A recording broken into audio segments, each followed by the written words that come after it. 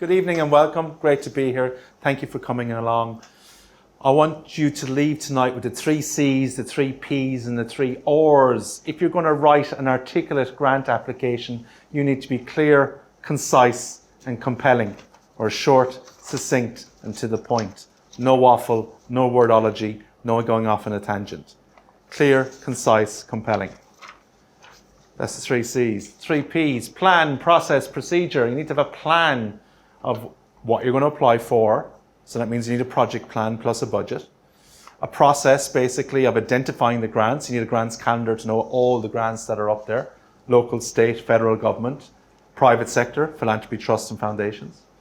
And a process. What actually happens if you get the grant? Well, then you've got to do the acquittal, the auditing, the evaluation. So you need a process to do that as well. It's not just the front end in terms of the application, it's the back end in terms of what actually happens if you get the grant. And that's the 3 R's, research, relationship and reporting. Research again, are you looking quite widely at what funding is available to you? Not just even grants, because the expectation is that you're sourcing revenue from alternate revenue streams to substantiate the grant.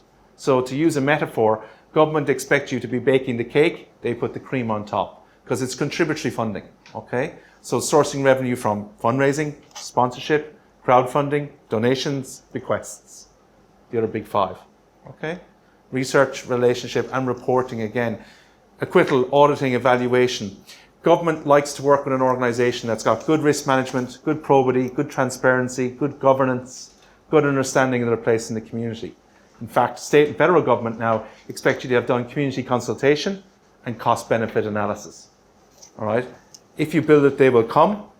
And cost-benefit analysis, what's it going to cost to run it, maintain it, and where are you sourcing that revenue to do it as well, if it's an infrastructure project, okay? So the number of considerations there, 3 C's, 3 P's, 3 R's at the end of the day. So remember those as we go throughout the workshop, but also as a takeaway from tonight as well, right?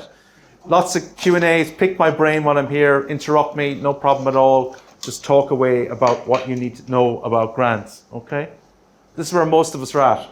This is my wife listening to me talk about grants yet again at home, okay? So being there at 4:55, pressing send and hoping for the best. Who's done a last minute grant application? Exactly. It's not a very exclusive club, right? Do I subscribe that you do a last minute grant application? No, why not?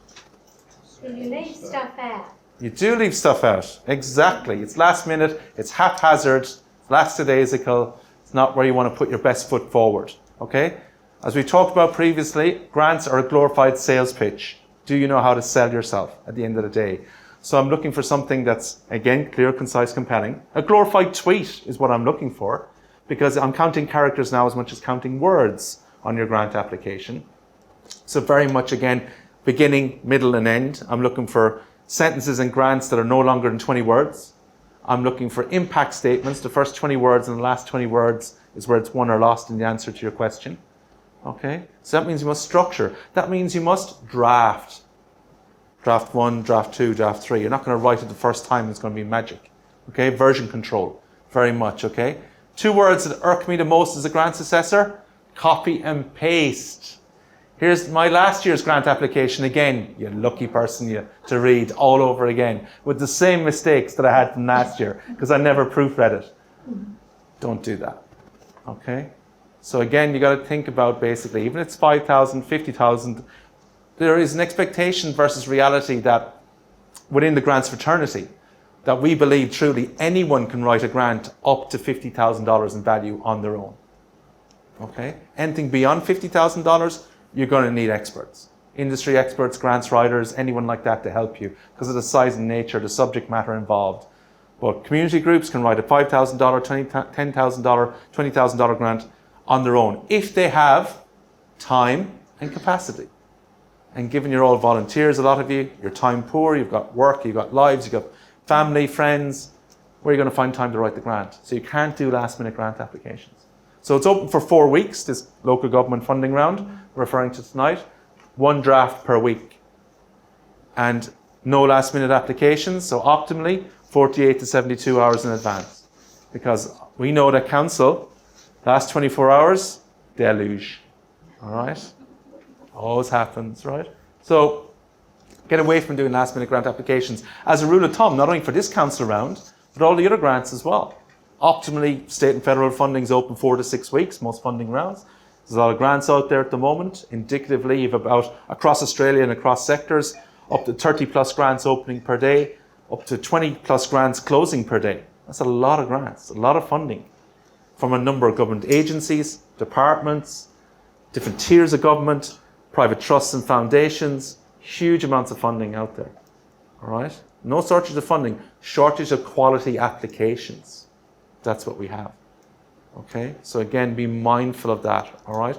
So I would advocate that if you're time poor and you're busy operationally running your footy club or any other community entity, you got to think about your top 5, top 10, top 20 grants you should be applying for in a calendar year. Okay? So very much you need to think about a very targeted approach to what grants you should be applying for. Okay? Rather than applying for every grant. Would you apply for every grant? No. It's too much. All right? Okay? Because what happens if you got all those grants? You have to acquit them all. You have to acquit them all. You have to deliver on time and on budget, don't you? Okay? That's an onerous obligation at the end of the day. We don't want any misappropriation in any way, shape, or form. Okay? So grants are an investment, not a gift. They're not a handout. Okay? So it's about ROI and KPIs, return on investment, key performance indicators.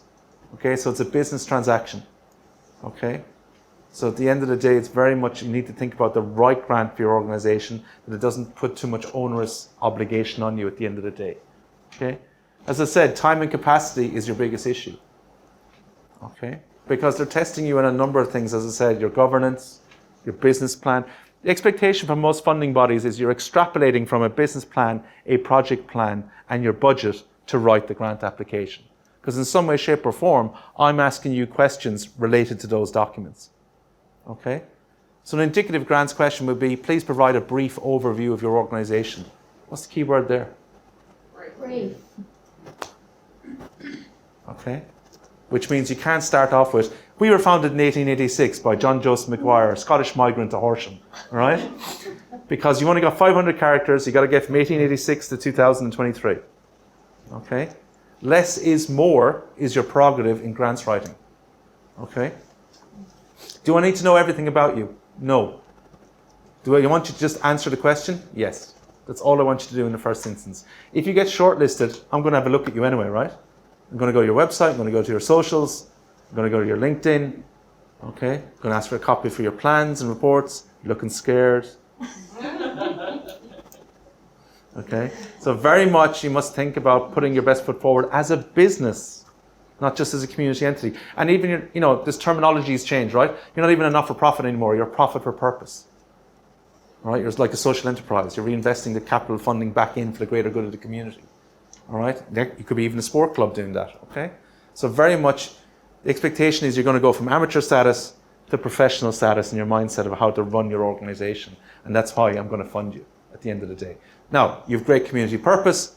You're doing great things in the community. I need to fund you because you're going to have an impact in what you do. You just got to quantify and qualify to me what that impact is. So if you're a footy club, how many players are joining, how many families are coming on board, how many volunteers you got, how much you do for the sport. In fact, you're not even a sporting club, you're a sporting hub.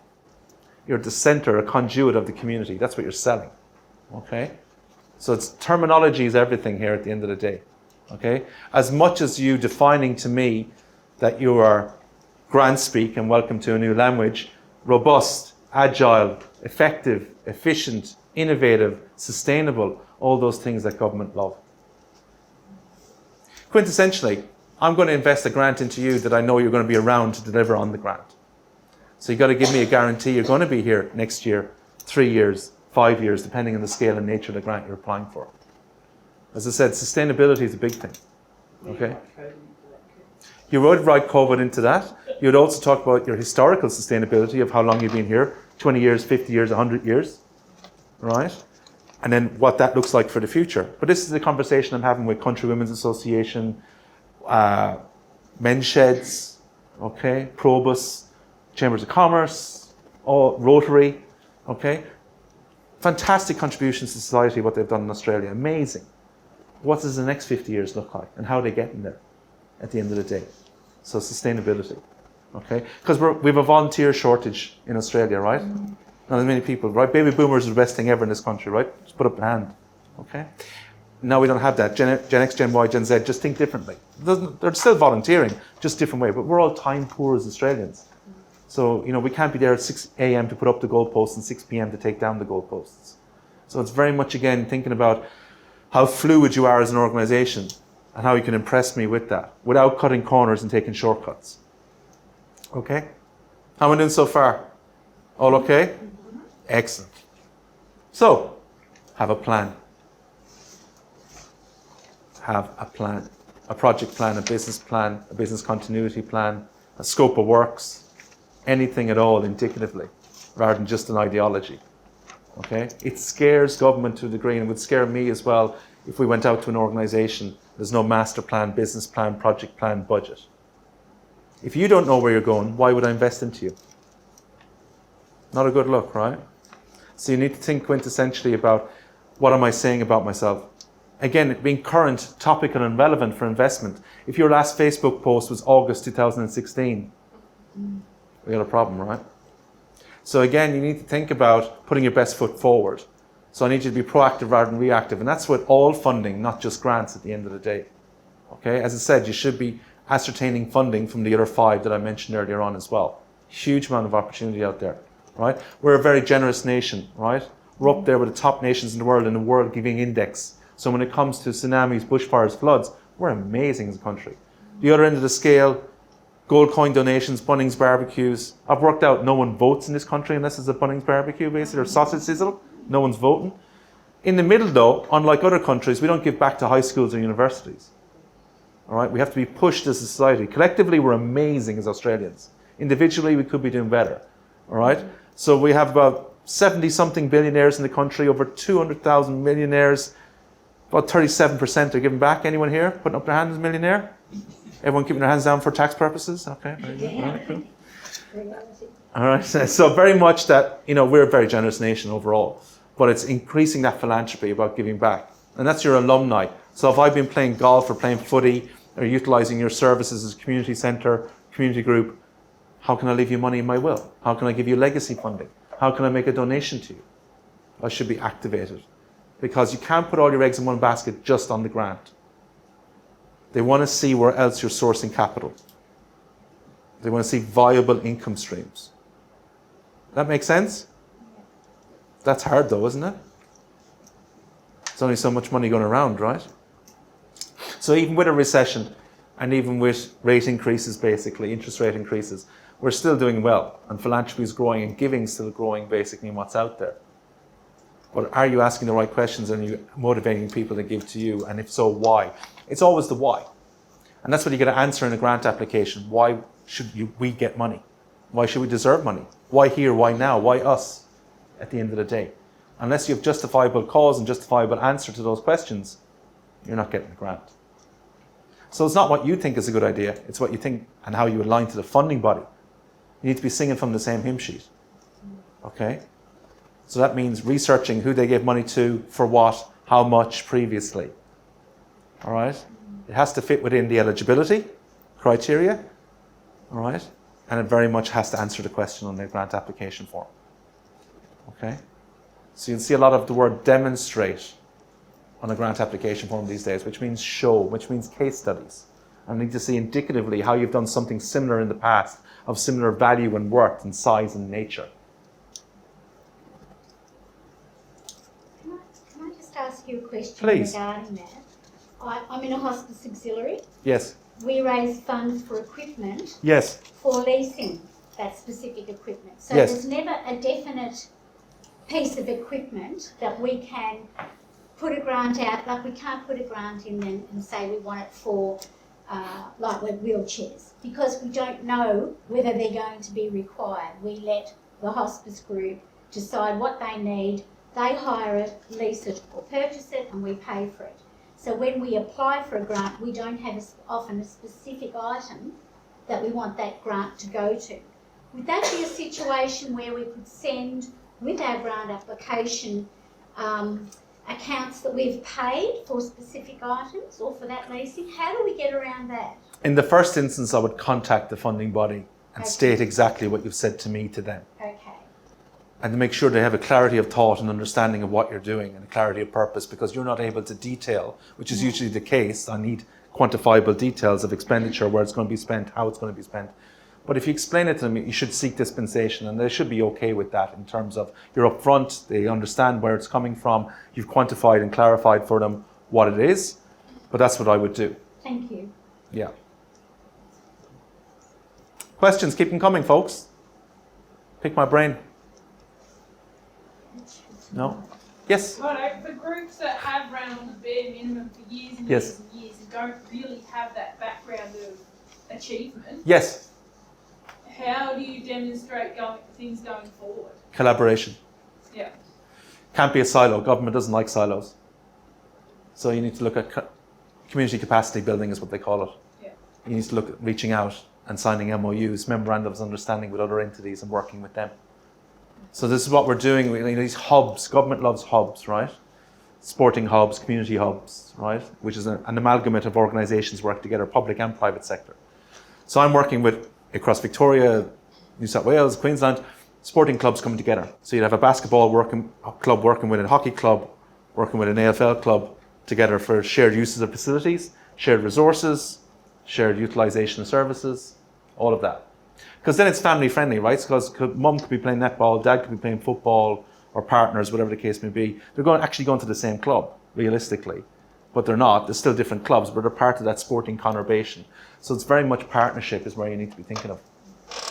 Does that make sense? Yeah. Yeah. Do you use an auspice?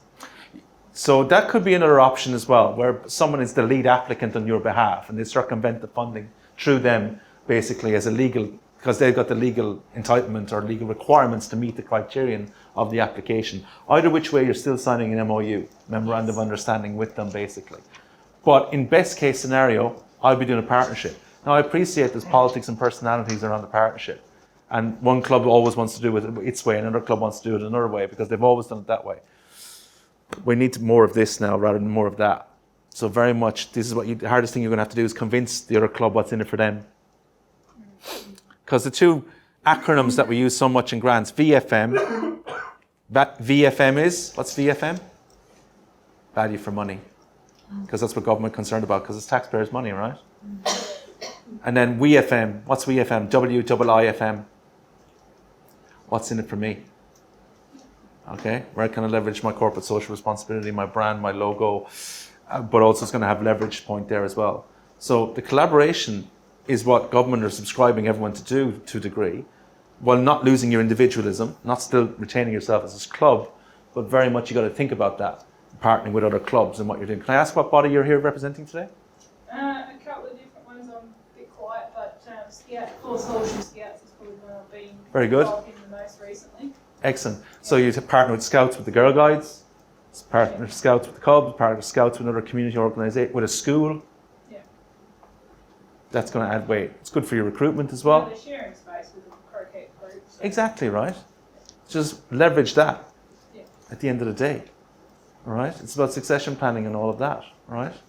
So you can't do it all on your own. It's impossible. So don't be a silo. That's what I'm doing. Do you see problems, though, in forming collaborations? Not really. I suppose there's already a few sort of there, but Might be a couple of interesting. yeah, personalities are probably the biggest It's always, yeah. issue. Yeah. But I think space as well. Like there's ocean-wide, there's probably a lack of spaces Sure.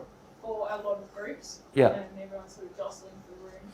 But again, like in other areas, we've negotiated terms and conditions with, on leases and rent, basically with estate agents, saying, can we have this for a couple of weeks? Can we have this for a month? And they go, yeah, well, it's better than being derelict. You know what I And mean? I think that's also a bit of an issue is that if you get people looking at your building too much, they're just going to wrap tape around it and tell you, get out, so and say.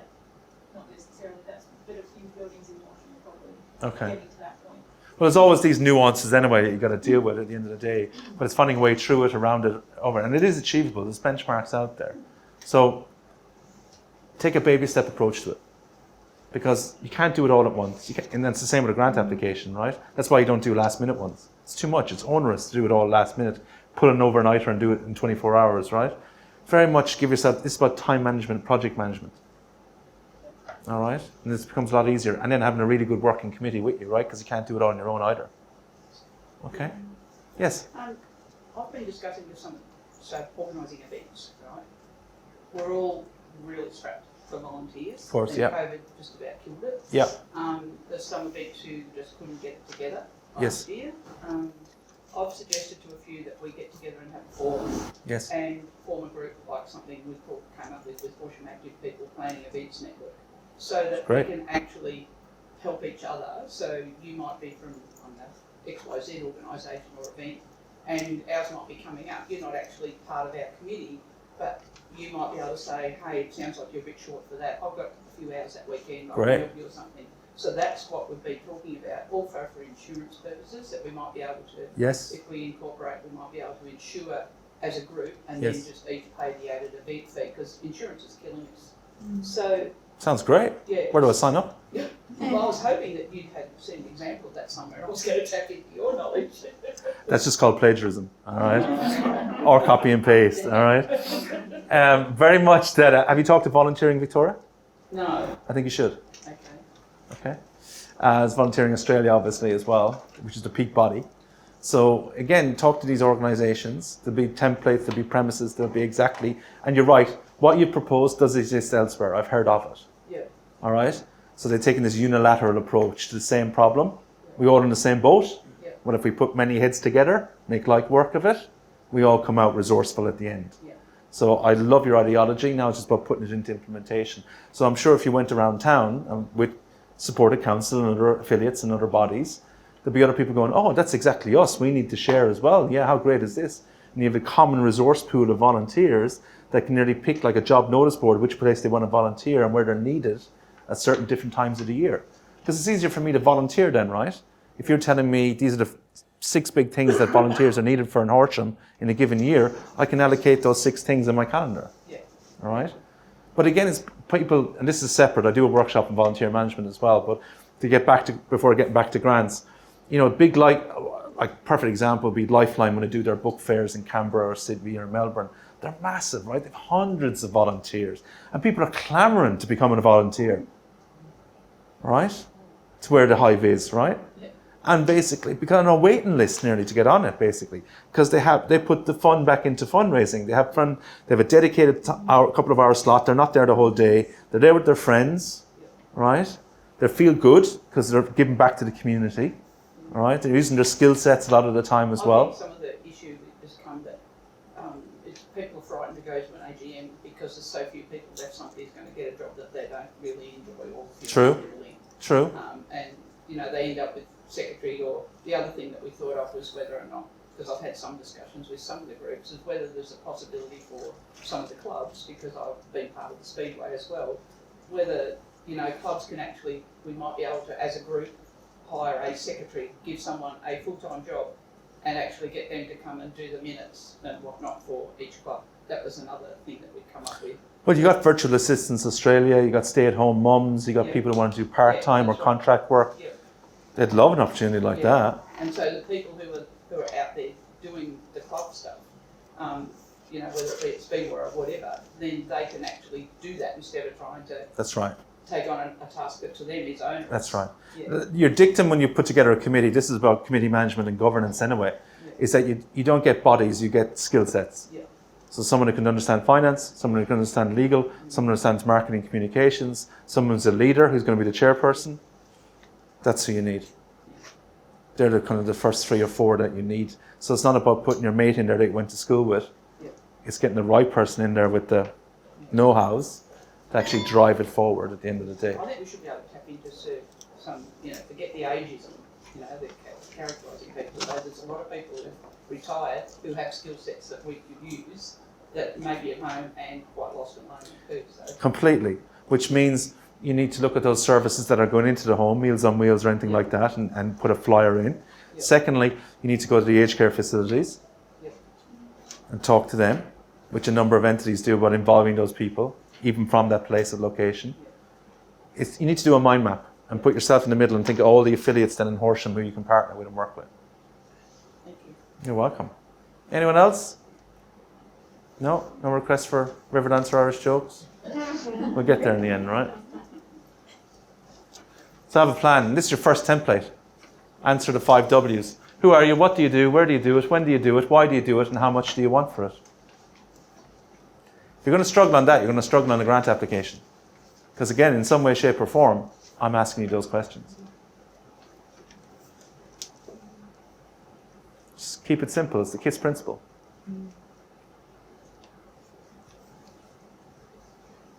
Because otherwise you're lost in translation. Because I deal with a lot of community entities go, oh, great, what do you do? Oh, we do lots of things, Keith. Could you name one? It's a long list. Where to start? All right? You all have great community traction. And if we lose you, we lose a piece of Australia. And that scares me as an Australian citizen. All right? Because there's great organizations out there doing great things. All right? So don't let yourself fade away. Find a better way of doing it, basically, so you can survive and flourish at the same time. So research what's out there in terms of funding. Grants calendar, which has just been advertised by council. What a great resource that is. All right, 7 cavalry are coming. All right. So great resource, basically, from council. It's a free resource. It's a grant search engine. You can type into all the grants that are opening and closing. Build your grants calendar around that at the end of the day. Relationship management. You need to get out and talk to people. Who's your new best friend? This month, anyway. All right, this month, just for this month. Right, you're Miss February, right? All right. As is Mel. As is Mel, right? We're both Miss February. But who else are your friends? State and federal MPs? Yes. Government agencies and departments? You've got to get out and relationship build. You've got to work with people. People can only help you if they know you exist. Profile. Okay? So get out there, folks. And then report. Be due diligence, basically, on everything you do. I like to fund organizations that have a best practice mentality. Dot the I's, cross the T's. Okay? Not a haphazard approach. Last minute approach. Very professional in what they do, always. It's easier to work with them. All right? So again, you've got to show that off if you are that organization. If not, you've got to learn through it. What's required? This is a little checklist. All right? And what they expect from you, that you're building capacity building with the funding that I award you. You have a sustainability of approach. You're creating a profile for your business, and I use that word deliberately, even though you're a community entity, you're a business. Profit, loss. Planning your grant application, proactive rather than reactive. You have a grants calendar. The acquittal of the grant, the auditing, the evaluation. You're extrapolating from a project plan, business plan, and your CapEx, which is your budget in the first instance, to write the grant. And your application connects with me, communicates quite clearly what the ask is, and shows me how you're going to deliver on time and on budget. It's easy when you say it fast in an Irish accent, isn't it? Okay. So very much you got to think, this is what you need to be doing. Anyone, am I shattering any illusions here? No. I haven't got to the good stuff yet. All right. So very much again, this is an investment, not a gift. All right. So you got to get it right in terms of the grants. One of my favorite quotes from the foundation or philanthropic side. And governments subscribe to inputs, outputs, outcomes, which means you need to quantify inputs, outputs, outcomes. Okay. What social capital are you creating? What good for the community are you doing? Can't be member-centric. Yes, you can look after your members, but it's also the wider appeal to the community in terms of the funding. Okay? So you talked about Speedways. I've worked with Speedway Australia. Speedway Australia do a very good job of not just quantifying it for their membership, but quantifying as a tourism entity, as an attractive, the local visitor economy, how much money that brings in. If we build it, they will come. How much money they spend when they're there for 3-4 days. Tick, tick, tick. I was part of that when I was a board in Speedway Australia. That's the old way. I'm not too far off you, it's all right. What they look for from you, well, who are you? Do I even know you? All right? What do you want the money for? How's this linked to your strategic plan? How and who will it impact? What's your strategy for your storytelling? The total project value, because they may be only asking for pilot project money. And people give to people, not to projects. I have to like you to give you the money. I have to know you to give you the money. I have to look at you based on your reputation to give you the money. Am I going to invest into an organisation that's making a financial loss? Be hard to, wouldn't it? I want to see really something, a glimmer of opportunity there to invest. It's really tough with grants because, like, you've only got to get a thunderstorm and everybody stays home or goes home. You know, like you can have prepared all year. That's right. And you're blown apart. It is, but you see, soul destroying. It is, but the two words I would say to that are contingency planning. Does government go, what's your plan B? You can't be going, I don't have a plan B. Okay, see you next year. That's what we did last year. We had sheds organised and all sorts. I know, but you always need a plan B. Because no one saw COVID coming, right? And the weather we're having, the wild weather across this country at the moment, no one's predicting seeing that, right? So you got to have a plan B. Okay? We're not just buying an output, they're buying an outcome. Invest in positive impact. Something tangible happens with the investment, with the grant. Evidence of demand. Qualitative and quantitative data to show that people, not just you and your organisation, think it's a good idea. Everyone else in the community thinks it's a good idea.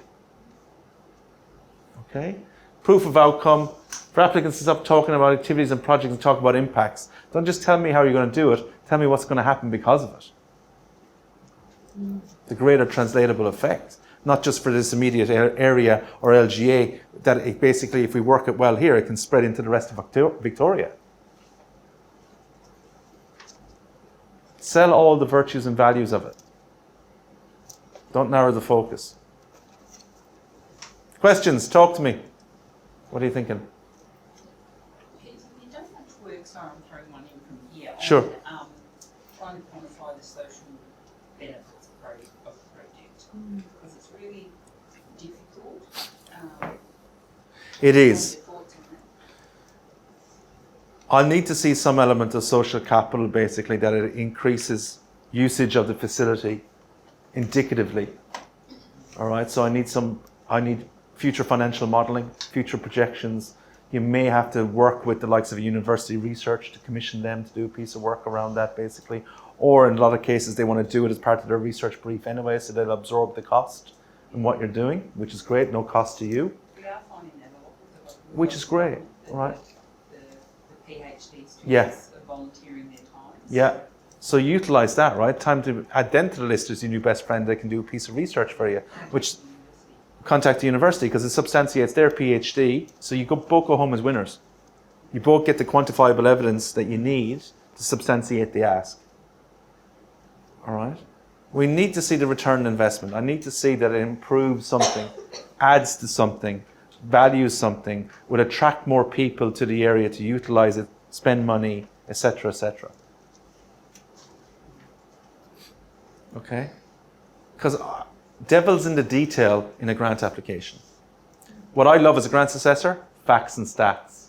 Tangible data that you can't argue against. Yes, ma'am? So you're just starting out something Yes. that hasn't happened Yes. before, Yeah. but it is actually modelled in the adult. You give me an equivocal. You give me the same case study of how it can translate into Horsham. That has happened, yeah. Yeah. So you show me how it's worked there, and then you tell me how it's going to work here based on that. It's different size demography, right? So it can't be. You can't say, "Oh, we're just going to use the same model as used in Adelaide." Well, they got masses more population. So As I said to you, repeat what you're doing because each Yeah. one is different. But you do. just to see, Yeah. We had a great example of that when the parkrun started up because they sought a council grant to start parkrun. There was nothing here, but they had multiple examples around the country that they could call on and say, you know, this is what parkrun does and this is how many people participate. And yeah, it's a really good application. You need to look as well playing to your strengths, which is regional and rural. Regional and rural. All right? Because that's obviously a going concern for government as well. All right? Because populations may be dissipating, services may be dissipating, which means rural people are left out of a predicament. All right? So again, it's about we need to backfill, we need to resource it, but we need to substantiate that. All right? And look at demography, population statistics, census data, all of that you need to look at basically to justify the cause and that. And there is information on council's website, which remind me later and I'll show you where you can look for demographic data. It's working with youth, and I looked on the council and they had a youth survey, lots of, Yeah. Don't try and do it all on your own, right? There's a lot of free information and free services out there to help you. Council being one, and I don't know why council always seems the lowest common denominator in that, but there's so much free resourcing on the website to utilise. Maybe Youth Affairs Victoria. What's it with? Youth Affairs Victoria, you might go have a look there. I don't know, I haven't looked on their website, but they do fund us. How do you quantify something when you haven't got the data? So, like Kangaroo is a free event, and people want it back in the main street. They made that very clear last year. So they come in from everywhere, but you can't count. So you don't make money because it's a free event. So you've got to fund a lot. What do you mean you can't count? Well, how do you count the people that are all the way up and down the street and in and out of shops? And Clicker. I don't see how you would click. Well, because I need an indicative figure. I can't, it's unsubstantiated otherwise. I appreciate your predicament, and I wasn't trying to be facetious with the clicker, but I want an indicative sampling. Yeah.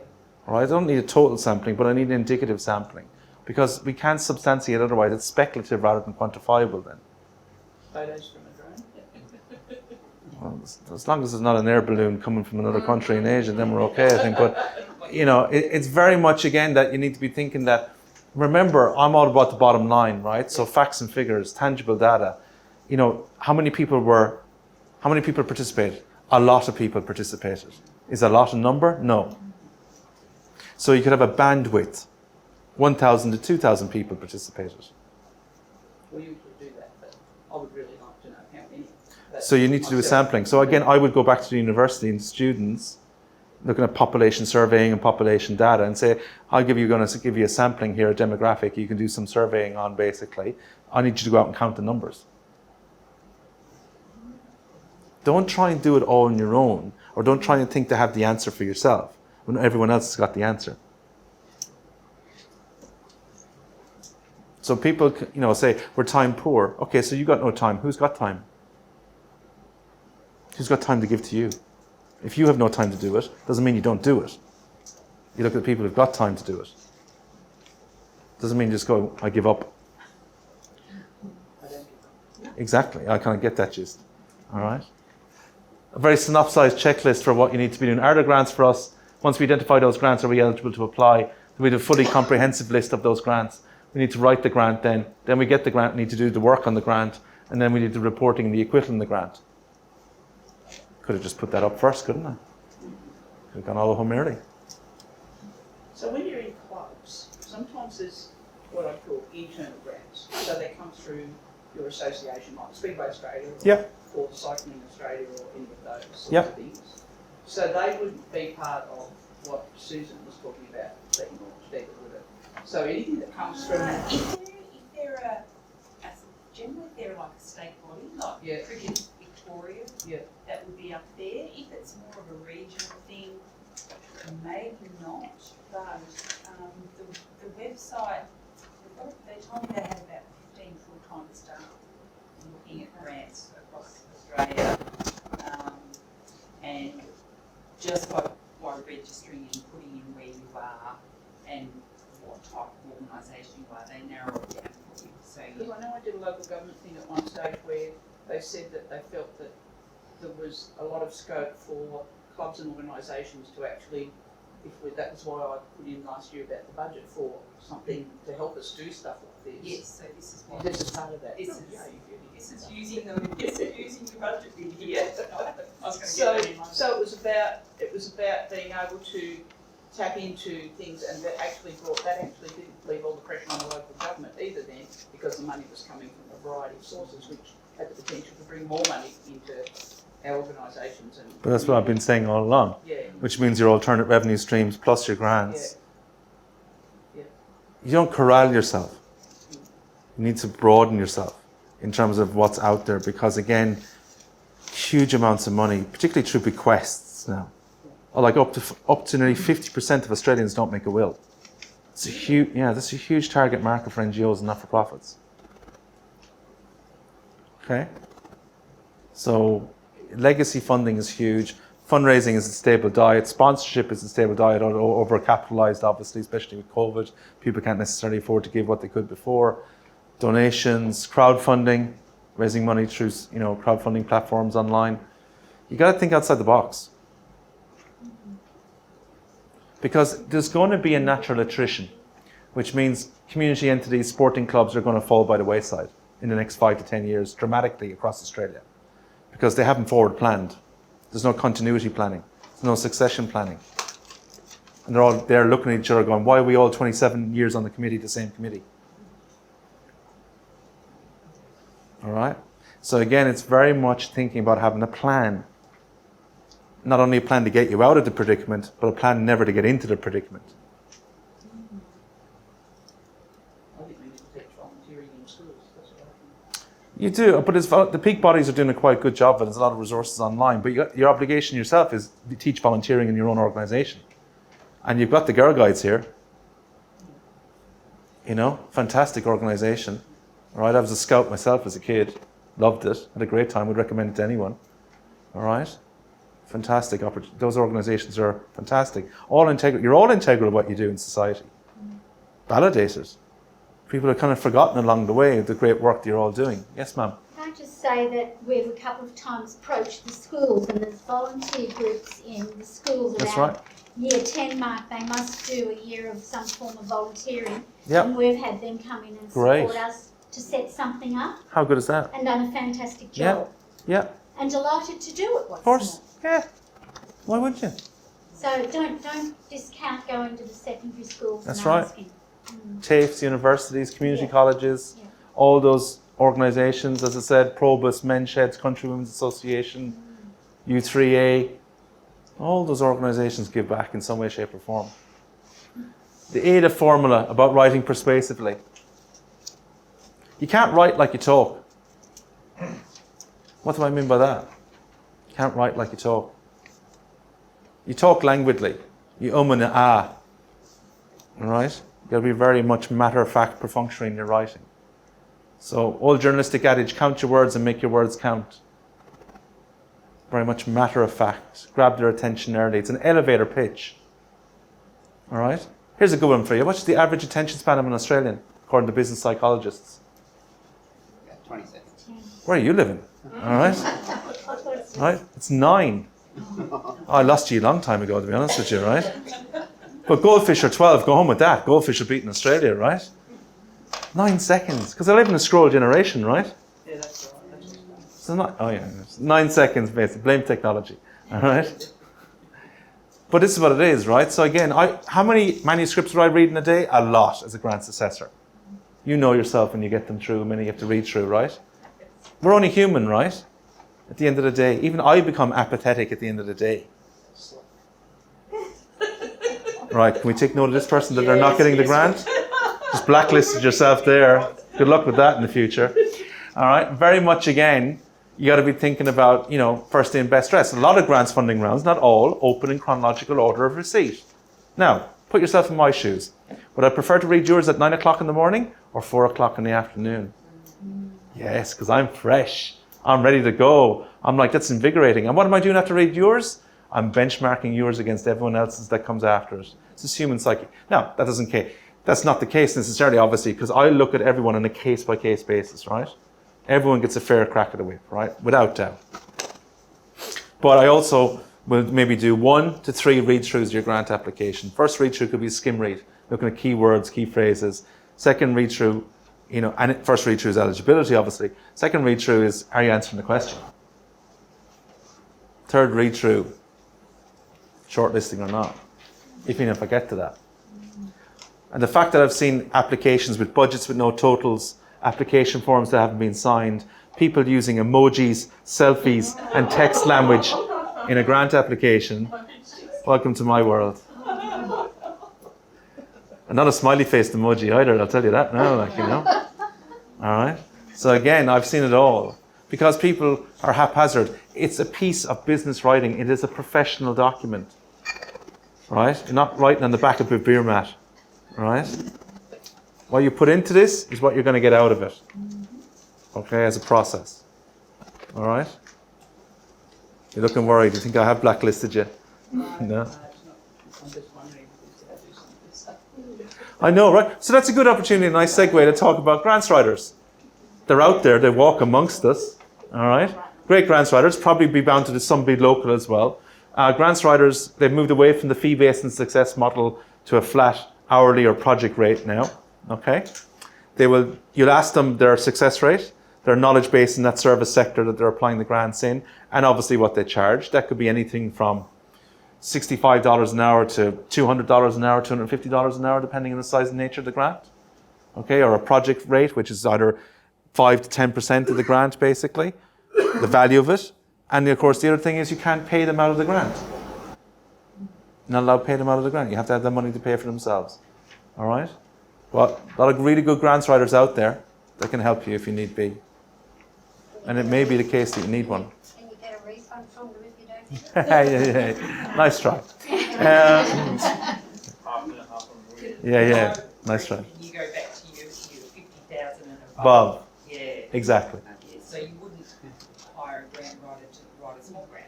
I wouldn't hire a grant writer to write a $5,000 grant. Doesn't make sense. Doesn't make sense.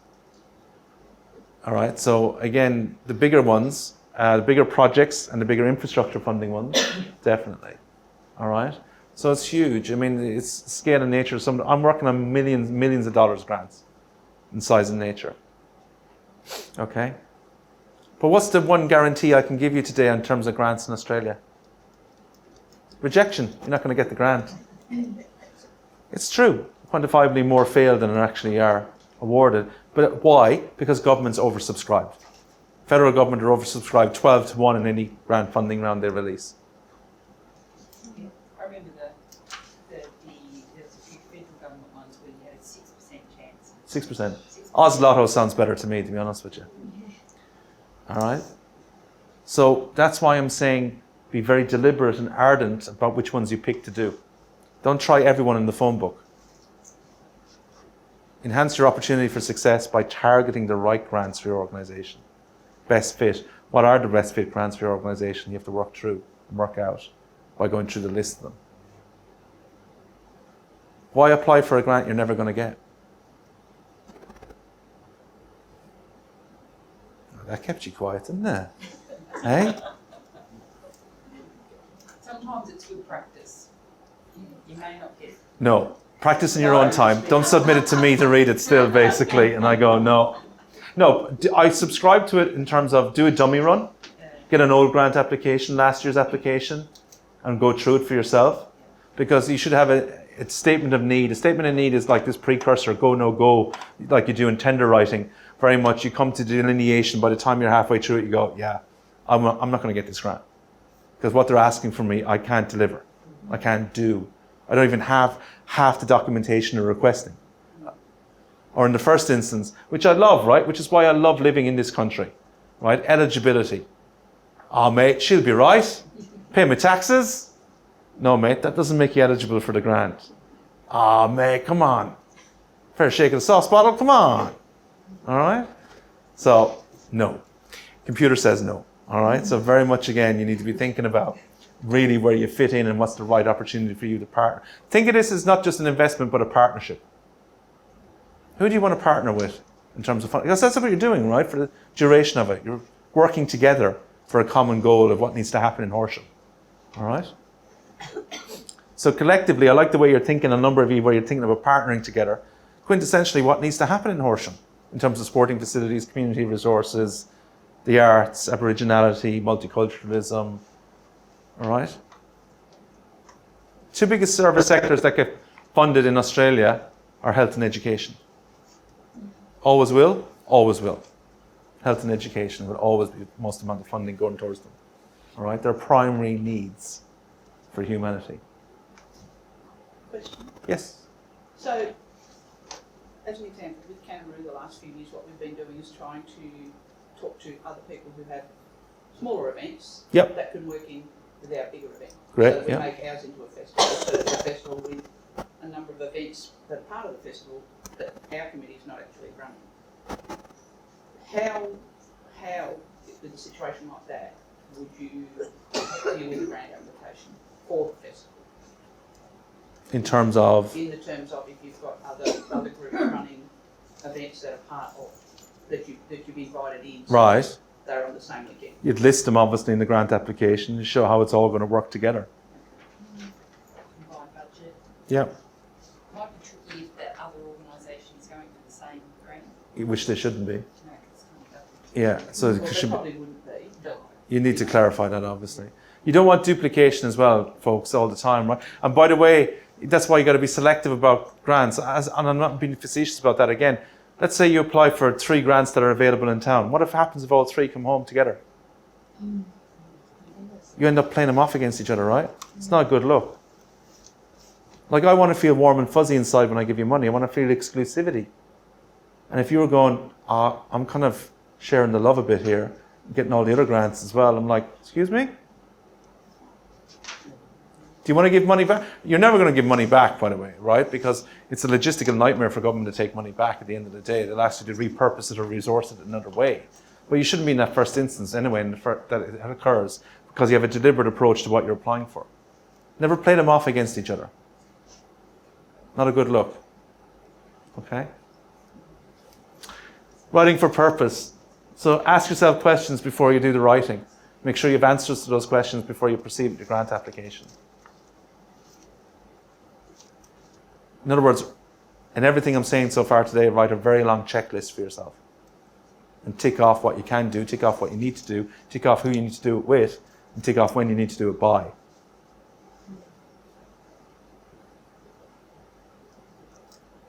And you don't have to do all those things yourself. If you've got an action plan for how you're going to write the grant application, it might have 10 things, and you can allocate that to someone and that to Yeah. someone. Yeah. And lighten the load a little bit. Yeah. So to give you a little bit of inspiration, not that I'm going to say it runs in the family, but I have a 13-year-old daughter who wrote a grant application for her local karate club and won the grant. With no help at all from her dad. And I asked her, what should I be telling everyone in my workshops? And she said, Dad, tell everyone that it's a common sense approach. How old is she? 13. She's your new grants writer. I'm hiring her out. She needs pocket money. Please give generously. All right? But this is what it is, right? Common sense. And it's my favorite phrase as well at the moment. The most uncommon thing is common sense. All right? Do what it says on the page. Answer the question. I've made a living out of saying that statement, answer the question. Because still, fundamentally, that's how people are failing on a grant application form, not answering the question. And I love it, right? Because no one's good at instructions as a human being. They go, thanks for the question. Anyway, what I want to say is, well, that's not what I asked you. Anyway, yeah, but I know. But this is what you need to know. What about applying for the same thing? Applying For the same thing, like we applied, every year. well, it's kind of gonna be. Only for 2, I think, hopefully. But our group is like slowly growing, so we're down to 3 things and now we're 5, so we're bringing another 2 more than in. Okay. Justify it. Justify it. So it's worth us trying again. Without doubt, but justify the growth. I've no problem. It's something new to fund, something different to fund. Some funding bodies want to fund the same thing every year. Some funding bodies are abhorrent at funding the same thing every year. That's what we were wondering. Yes. So you've got to be very selective about who you're applying to. Because I want to see, most times they want to see new, different, innovative, different place, different people, different, have a widespread, wide demographic, wide geographic for their funding. Okay, not just going to put it all into Horsham every single year. Okay. If we write the grant right, it'll say we now need another because we were able to. This will add value to what we already, rather than another. It's how you're enhancing. Yeah, I wouldn't write it like that. Yeah. But we're doing so well, we're growing. We now Exactly. need. Yeah. So success breeds success.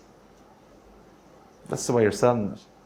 We're in a quantifiable investment opportunity because it shows our natural growth rate. We're progressing at an upward curve rather than just going plodding along. That's just mundanity. Who wants to invest in that? I want a good news story, right? Yes, ma'am. I think one of the hardest things for us all being volunteers is we don't know where the starting point is. Who do we go to find out where these grants are available from? Susan? No, not Susan. The grants hub that's been created basically for council. So the new Grants Guru platform that only went up today, so I'll show you a bit later, and I'm very new to it too, so I apologise if I don't get it right, but it'll be that answer. It will tell you every single grant, anytime we go in, that is available for your type of organisation or your type of project. Do you mean just from the council, or do you mean No, Australia well, wide? It's everything. It'll be applicable to our region, so it won't tell you about a grant that you can only get if you live in Perth. Okay. So it'll be our region, it'll be everything that may be suitable, and it'll show you the guidelines, and you can have a bit of a read. Yeah, so I think it'll be really helpful in the sense that, and not only that, you can register and you can save your favourites and use it as a bit of a tool, a planning tool as well. And that's the quintessential. Before even looking for a grant, consolidate what you want, consolidate the ask, plan accordingly, budget accordingly before even going looking. That's a good tip. Okay, thank you. You're welcome. Anyone else? Talk to me, folks. Who sees this mission? Yes? Just on that though, wouldn't you have to re-budget when you do find a grant? Because at the moment costs are fluctuating so much. You do. You have to factor in fluctuations, supply chain issues, COVID, all those things basically. So yes, you need to look at the terms of reference of the grant and what's allowable and what's not allowable in terms of that. But the bandwidth, which is usually 10 to 13% in terms of managing blowouts, yes, which is more even particular to infrastructure projects. But very much you must factor that in, yes. Because by the time you get the grant, which could be weeks, if not months, things may have gone up dramatically in price. So you're saying 5 million, No. Well, you got to factor in the leverage point of what it can go to, yeah. So you got to have that leeway if it's allowable within the grant. Mightn't necessarily be, which means you could be left with a shortfall, which you've got to be cognizant of if you're still getting the grant. And which they're not going to give you supplementary funding. You still have to reach into your pocket to come up with the difference. Okay? All right. What makes for a successful proposal? Obviously something that's in the area of giving and in the funding body, sufficient documentation supported with facts, a project that reflects people's needs and their organisational needs. It's about the end user, the participants, the members of the community. It's not about your organisation. Don't make it about your organisation. You're the middleman. You're the serving entity. It's not about you. Why are projects declined? You'll see as you read through these, this is just common sense. These are common pitfalls. Just don't make them. Nothing here that's earth-shattering in terms of basically what I need to be doing, what I don't need to be doing, in terms of why we're knocking you out of the ballpark in round one. These are just common everyday mistakes that are easily preventable, easily corrected. Nothing here that's earth-shattering. And then the second page to it.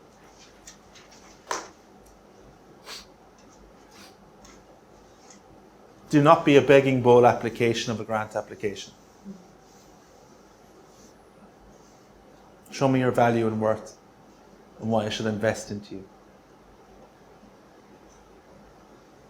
All right?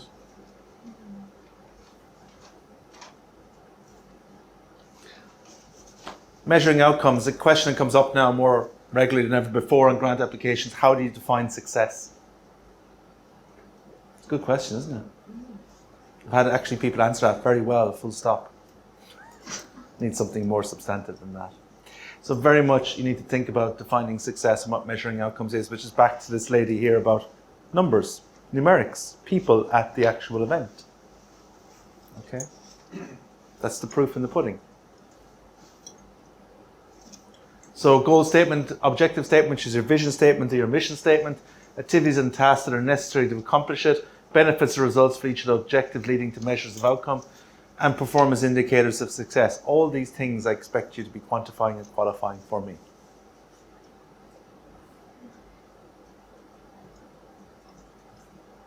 Otherwise, I don't see substantiation. It's speculative again.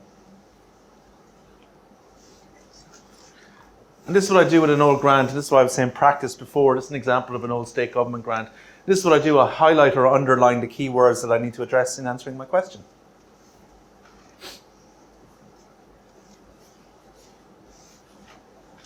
And that's what you need to do when you practice yourself. So it's a good idea to go back through the old funding rounds. They may have deviated to the current funding round, but only in minutiae. So highlight them, make sure you're answering the question you're asked, not the question you think you're asked.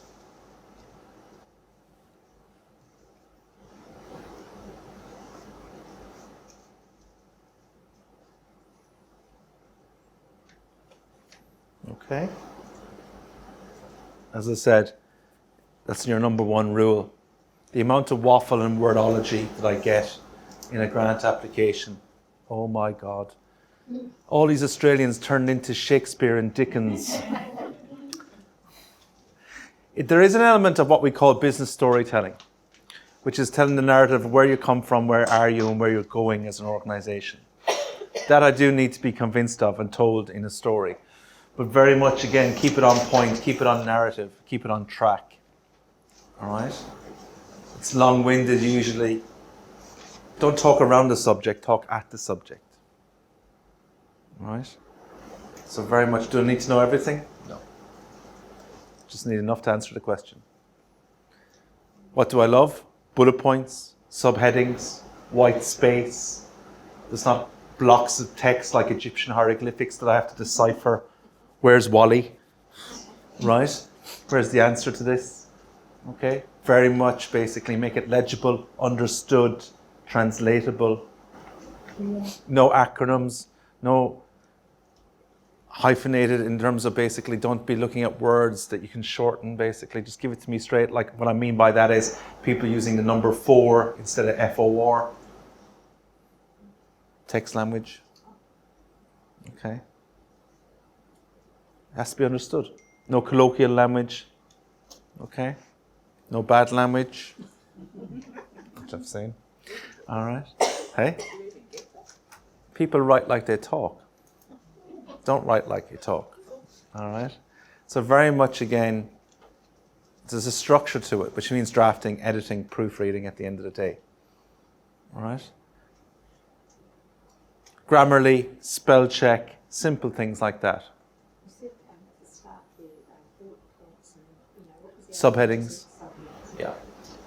If you have characters, if you have space and it allows you to do the indentations, some of the formatting and online applications will not allow you to do that. But if you have the scope and leverage to do it, it makes it easier to read and translate quite quickly. Right? Because again, you're counting your characters, right? Because again, people are languid in their language when they don't have the opportunity to be languid. You very much have to be matter of fact, straight on point. Give it to me straight between the eyes. Is there any other way? Okay. Report is provided to funding bodies we talked about, which is the evaluation and the audit.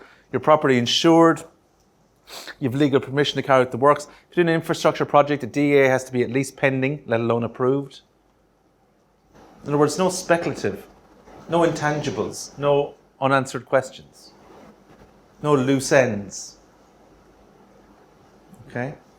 But again, it's back to planning. 50-50 funding's become very popular with government. Cost offset, risk offset for them. Doesn't mean in kind, it means actually match funding. You've got to stump up the cash and we'll match the cash. Okay?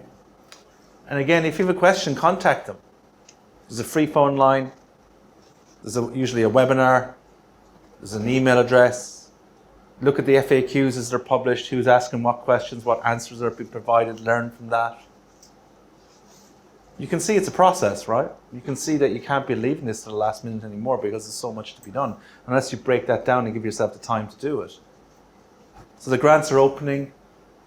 They've already opened, 1st of February. 1st of Feb they opened. Closed 1st of March. Right, so today's date is... Half done. Exactly. You should be half done already. Watch everyone leave now as we say that, basically. Yeah, we're just going to go. All right. So now we're down to 2 weeks. You got Valentine's tomorrow. That's another night gone. All right.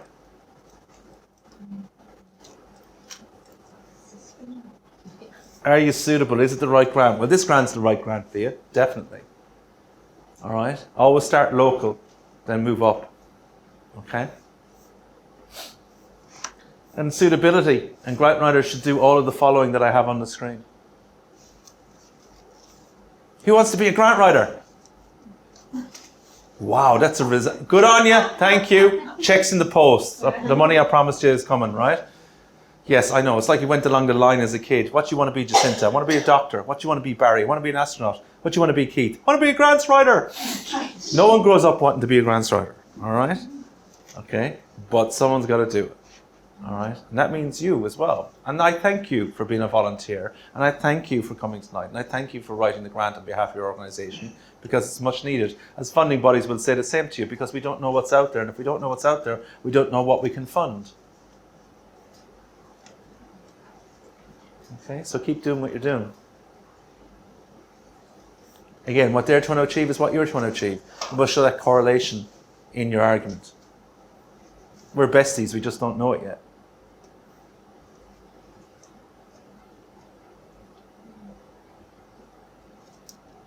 Okay. And how do you play nicely in the sandpit? It's all about getting on together in collaboration. It's not that big enough a city not to, right? Yeah. Can't be going, but they're from the north side. Okay? I get this a lot, you know? In Sydney, it's like they're from the other side of the bridge.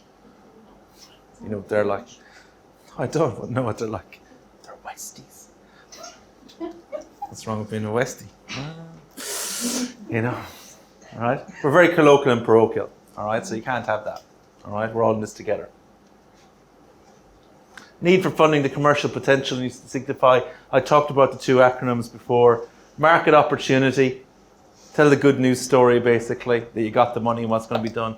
Management capability. Now they're now looking at bios of the caliber of people that are on your organizational committee. Do they have the skill set, the experience, the know-how to manage money? Because that's what you're doing. You're managing money. And if you've got a committee member still accounting on the digits, plus the 2, then we got problems. Local, state or national benefits. What's the knock-on effect by putting it in here now? What's going to create? What's going to lead to? If we do it in Horsham first, how's it going to benefit Ballarat?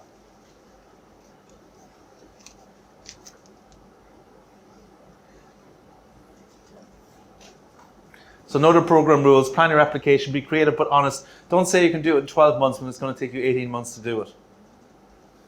Research successful grants, provide the information required, no more nor less.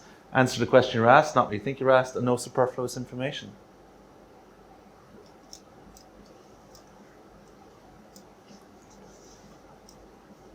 Anyone feeling overwhelmed, daunted, mission impossible?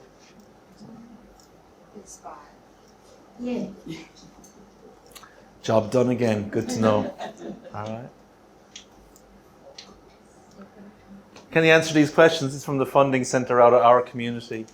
Great resources out there in grants as well. Our community, strategic grants, Grants Guru, Grants Hub, Fundraising Institute of Australia, Pro Bono Australia, huge amount of resources on grants in Australia. Not for free, some subscription. We have council, obviously. We have your MPs, put out grants newsletters all the time. Grants information, what's opening, what's closing. Everything you want is out there, folks. All right? But again, it's about having answers to these questions before you proceed.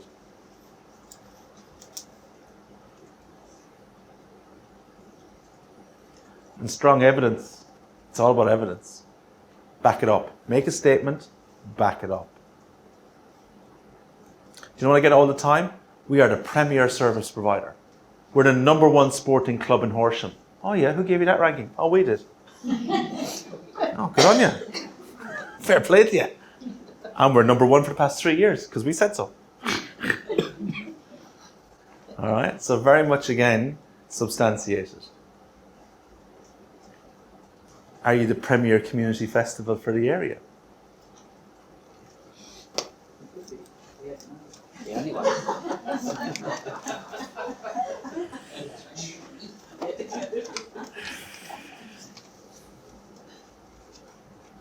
And again, have a presence. I'm not saying you have to have all these things, just whatever works for you. Right? Proofs in the pudding on this, right? Pictures, testimonials, case studies, likes, shares. Okay? I'll make you TikTok famous yet, folks. Dab. All right? So very much, again, you need to be thinking about having a profile. Because I'm going to screen you, I vet you, right? It's like a job interview, right? If you get shortlisted, I'm going to go looking at you, right? Wouldn't I? Right? That's just that. We're all human beings. We're all nosy. I'm going to Google you. Okay? Am I going to like what I see when I go to the golf club? Yes, you do. I will? It's going to be like St. Andrews, is it? Not quite. Not quite? No. We'll take a sticky beak tomorrow when we run out. We got mountains. Alright.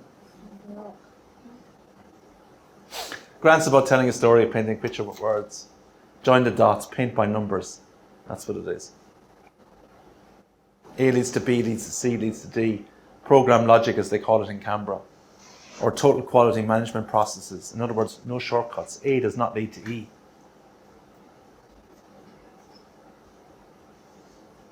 If you're just, you're not going to have any posts or anything like that. Correct. So it's not going to be anything for anyone to see. Correct. So you won't Correct. Yep. Thank you for coming. See you next year. That's what it is, seriously. Yeah, you got a year to put yourself together. Could you put out a fabulous, could you include a fabulous comms plan about how you're going to develop all this? And how would they influence you? I'd rather that you got runs on the board. Yeah. I'd rather that you did a pilot project. I'd rather that you did something, feasibility study, anything of that nature. Get runs on the board. I want to see runs on the board.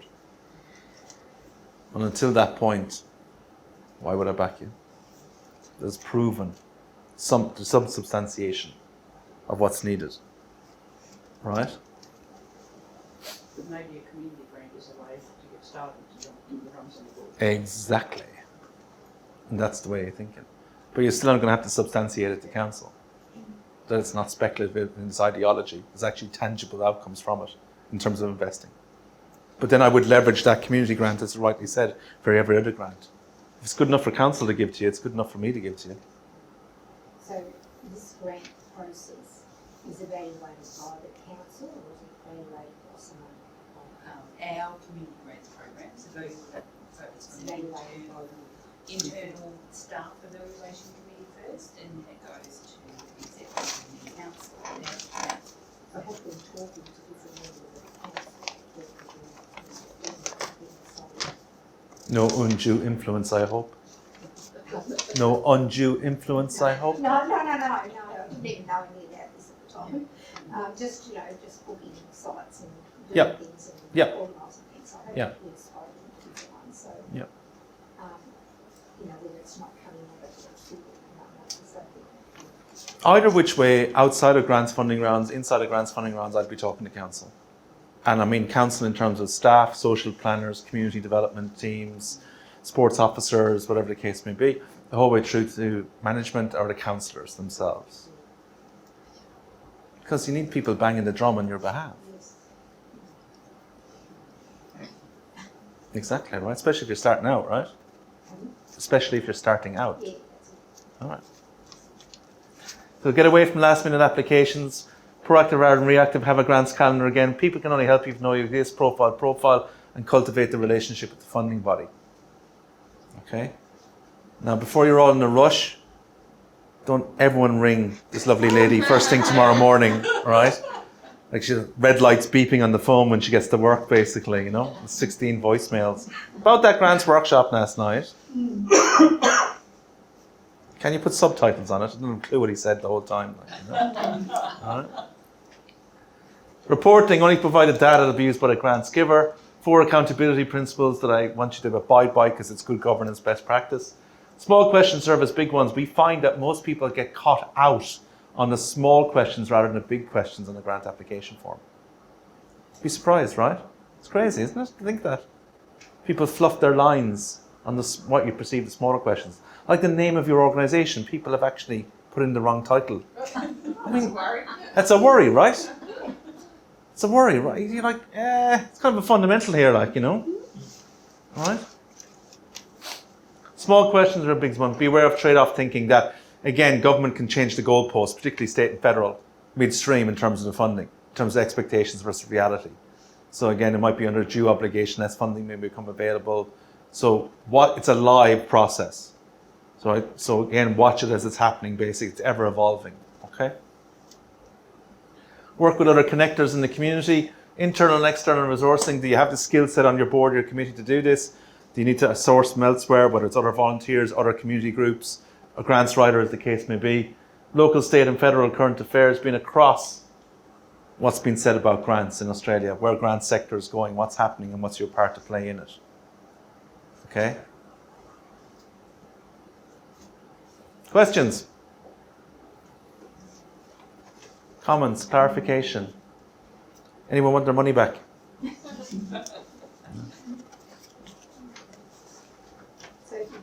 it's not unheard of to apply for a grant only just for a small amount. No? It doesn't have to be industrial. No, preferential if it's a small amount. Yeah. You know what I mean? Because it's usually the opposite. I usually get people going, I need $200,000. Okay, what you need it for? Oh, well, this. And this. I'm not there to pay for everything. I'm not paying for your operations. That's your obligation. So I'm not going to pay for water, transportation, electricity, running costs, wages. That's you. I'm going to pay for project delivery, program delivery, infrastructure. I'm going to pay for that. So you got to get it out of your head that there's a grant for everything, or it's going to take care of everything in my organisation, because it's not. It's for a deliberate set purpose. And I'm saying that to everyone, obviously. Sorry, was that a question? Oh, No, just pondering, just going. Yeah, just going and getting a pain in my head now from this. It is hard, right? But there's no shortcuts. I can't give it to you any other way. And it would be disrespectful if I did, to you and to me and to the process itself. Okay? That's why we were trying to not to realise it was very easy, what we're coming, we're not everywhere. Yeah, right? But someone has to get the money. It might as well be you. Yeah. Someone has to get, that's the common denominator. If you're not in it, you can't win it, right? Just put something articulate in, that's all. All right?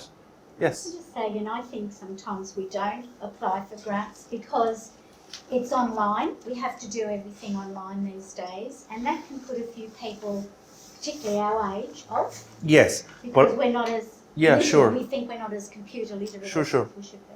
I would say in response to that, thanks be to God it's online, because of what I got in the good old days in hard copy that was posted to me, and I'm old enough to say that. Oh my God. Dog ate me homework, blame Australia Post. All right? Yeah. What I got in the good old days. I remember talking to a grants writer years ago when I first started out. Someone got the bright idea to write the whole grant application in Crayola.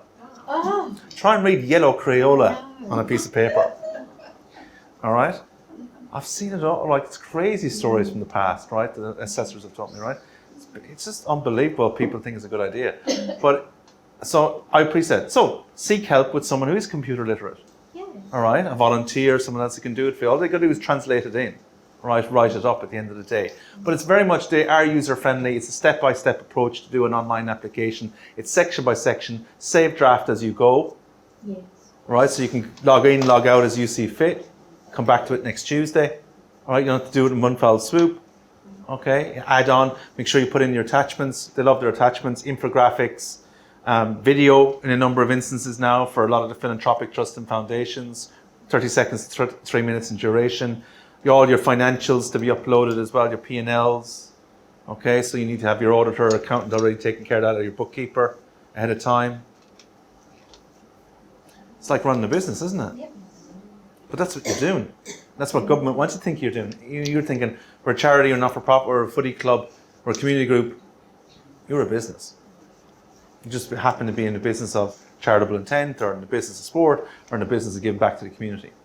So there's no papers to do it online. We have here tonight, but I'll show you later. Basically, we have to retype it. So we love it when people use the online form. And it's generally fairly easy. Ours is quite simple compared to, I would say the quality of online applications varies hugely, depending on the department. That's good. You have a copy just to do your draft, so you Yeah. can visualise it. Yeah. Type it in. Just a quick question. Yes. Have you come across anyone using artificial intelligence to help write a grant these days? It's been talked about, but I haven't seen any example of such. Because It's a very that'll good be the question. next thing, I'm sure. It will be, yes, without doubt. In fact, in America, some grant application processes are all to video, all to camera. You orate it. You don't write it at all. All your answers to your questions must be recorded, and the video must be sent to them. Actually, I saw an example of one that was computer produced. My brother who works in the grants industry showed me one, and he typed in something like grant application for community centre, and it dished out standard information. So, standard works to a degree, but every grant's on a case-by-case basis, so it must be adapted accordingly. So don't have an overt dependence, because the predominant question always I get asked by participants of workshops is, oh, do you have an example you can show us, Keith, of a successful grant, or an example of how to answer this question? When I did that at the start of my career, I get phone calls from funding bodies going, hey Keith, we got your answer again. Because people just went, copy and paste. If it works for him, it's going to work for me. So I don't mind standardized ones, or ones that are done basically, as we've talked about, generated online, but adapt accordingly. It's only your first draft. You need to repurpose it for yourself. Okay? So effectiveness and efficiency is what they want to see. They want to see an ROI, and we talk about outputs and outcomes as well. All right? So follow the instructions, tailor your proposal and specific budget into research and funding bodies' priorities and guidelines. Declarative rather than conditional verbs. Who did honours English at school? Who went to school? Tough crowd, man. All right. We are, we will, rather than if you give the money to us, something might happen with it, maybe. I want positive language. Because a grant application is you identify the problem and solutions, but we only give money for the solutions, not the problems. So you highlight the problems at 20% value. 80% is a solution-based strategy.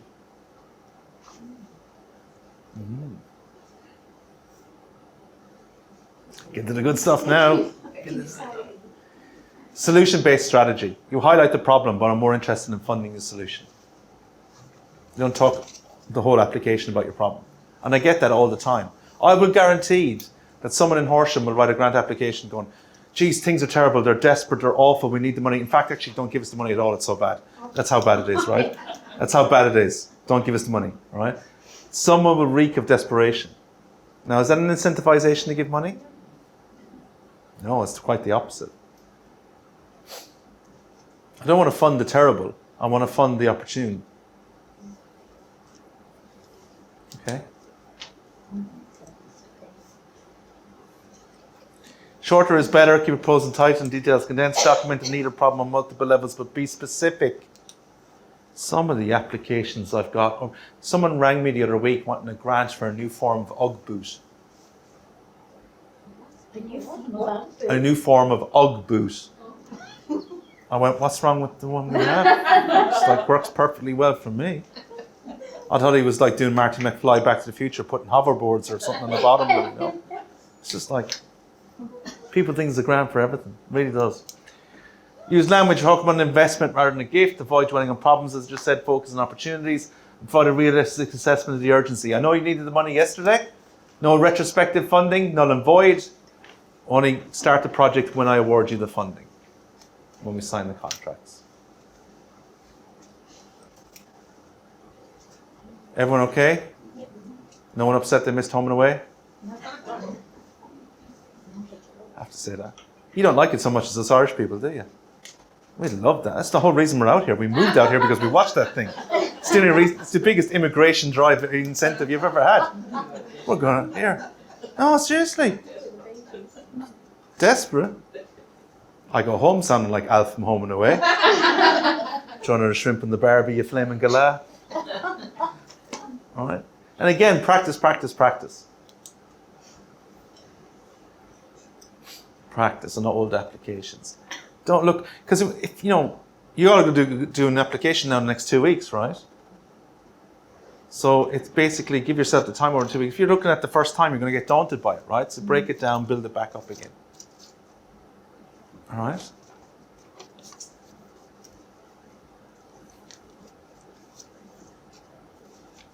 Why is it needed? It's back to the why again. You're always going to demonstrate in your answer why it's needed. You think it's a good idea. Why should I think it's a good idea to fund it?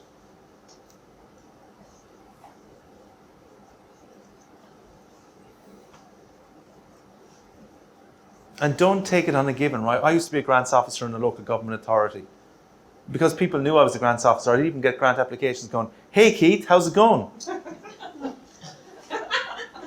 Not really what you call a formal application, right? "How you going, mate?" "Yeah." No. Right? Yeah, but no, right? So project rationale, you need to do all of that.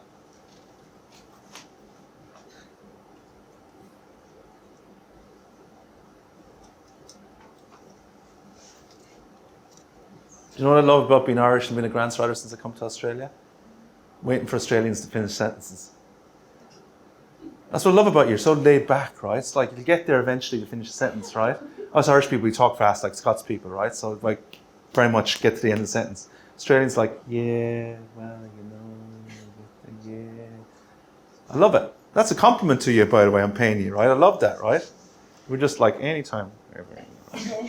We'll get there, all right? So don't have that in your grants writing where it goes on and on Yeah. with this she'll be right mentality, you know? It's like, yeah.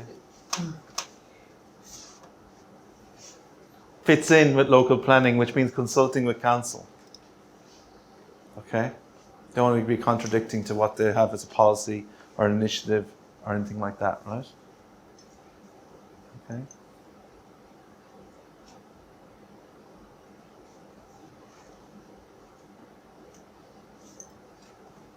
Compatibility, include that. Project timing is time management, obviously. Sounds good to get the money, but realistically, can you deliver on time and on budget when you get the project awarded to you? And again, about sentences, I love the way you take time with the sentence and then you put an extra syllable at the end of my name. It's Keith, not in Australia. Keith, oh, Keithy. Mate, you're giving yourself an extra syllable. No. Term of endearment. Budget. Who struggles with budgets? No. That's a very definitive answer there. You love them. Where's your I love budget t-shirt? Jeez. Can't afford it. Can't it? Needs a grant. Well, I'd even buy a t-shirt for you. I have no problem spending that money. Tell me why you love budgets. Just like to know where I'm going and with what. Need to know that I've got the money there to do it and that plan B's coming. Thank you. Where have you been all my life? I've got an awesome spreadsheet that's just great for anyone who wants it. How good is that? How good is that? Someone take up that lady on that offer. All right?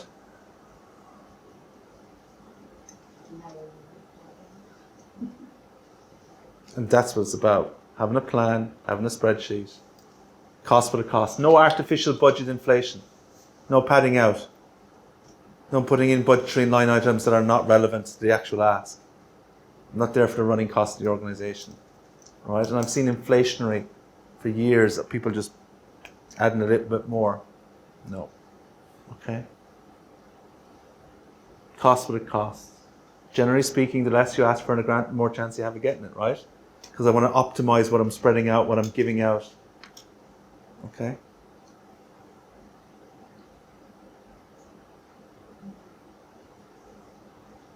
That make sense? And again, look at cost offsets. Am I going to pay for everything? No. That's the other thing that bothers me about a lot of us having, particularly if it's a footy club or something like that, sporting group, Yeah.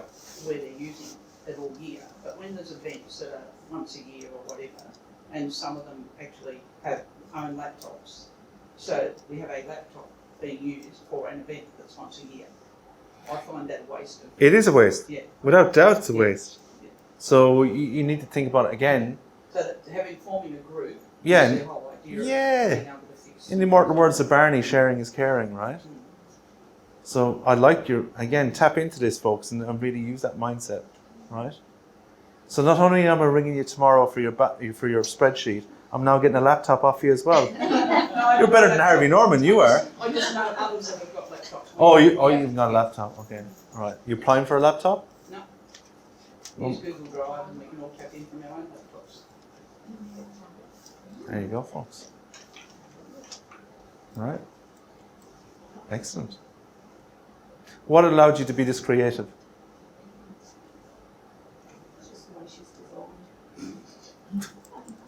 Thanks. Is there a version 2.0 of you, like, on the production line? I grew up in a rural area where you just had to make things happen. And- I went to school with girls. I went to school with Yeah. you, didn't I? So he's got the laptop. But this is community spirit, right? This is knowing each other for all these years, basically, and we're losing a bit of that in Australia, right? I think that's what people are missing. Exactly. It's the That's what connectivity that it people are is, missing. because it's a very socially isolated society now, right? And COVID only enhanced that, Yeah. right? In This- some cases. In some There's been cases, some really good things come there out. has. I'm not saying that. I'm not saying it's all detrimental to COVID, because some great things came out of COVID that we needed as a Those society. people are desperate, they had to dig. Correct. So learn, move on, adapt accordingly in who you are, but utilize the quintessential, which is all of yourselves. Resource each other, work with each other. You'll be well rewarded for that in terms of funding. Don't think as a silo. Don't think, that's nothing to do with me. It's everything to do with you. Okay? We talked about this earlier on, obviously, inflation factor and salary. Things go up in price, not down. And again, just subscribe to the view that it needs to cost what it costs. Don't do retrospective. We have to sign all contracts before I give you the money. And methodology should be a clear pathway linking individual stages. Rhyme, reason, sense, rationale to what you're proposing.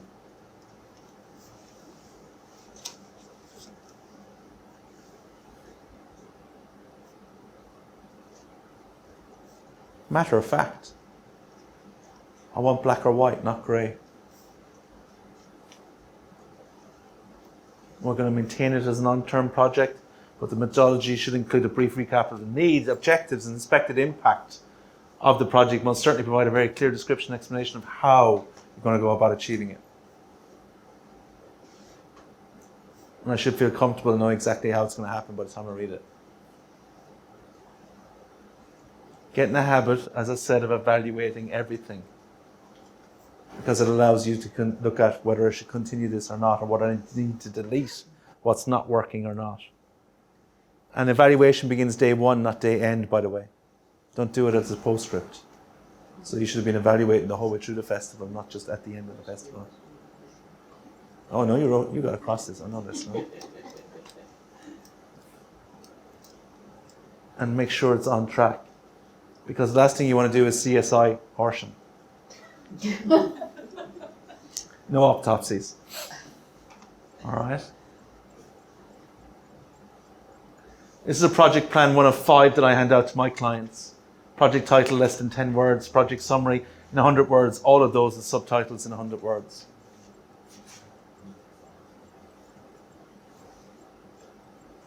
Because the full project description is that in 1,000 words. You design this, you extrapolate from this, you utilize accordingly. Utilize, don't plagiarize, as I said, into your grant application. As a starting point, as your first draft. Can you please have a copy of your presentation? You're going to get a recording. Really quickly, seeing we've got 2 weeks. There will be a recording of this up on our website as quickly as Lincoln can help us do it. It's not as good as having some words in front of you. No, but you can take screenshots. Oh, yeah. Yeah, so that's what I'd advise. Yeah. That's what I do when I'm at seminars. So Yeah. and trust me that when we go through our community grants, it's hopefully the simplest grant application you'll ever fill out. Yes. Yeah. So, Yeah, and if you buy a stubby holder and a t-shirt, I'll throw in the presentation for free as well, like, you know. I'll send you one of those from the fishing club. The top 10 tips, make it about your reader because they're your prospective client.